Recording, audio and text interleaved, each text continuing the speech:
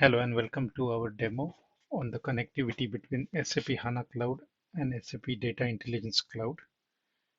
In this demo, we will cover the steps taken to establish the connectivity between the two systems.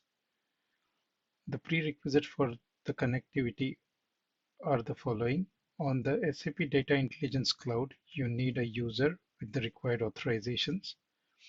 And on the SAP HANA Cloud side, you need the details of the host, the port, username, and password.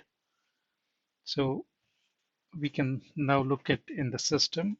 We are in Data Intelligence Cloud homepage, and from here we will navigate to the connection management.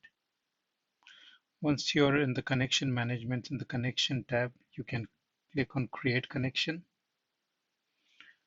and you can select the connection type. So for SAP HANA Cloud, we'll select the connection type HANA.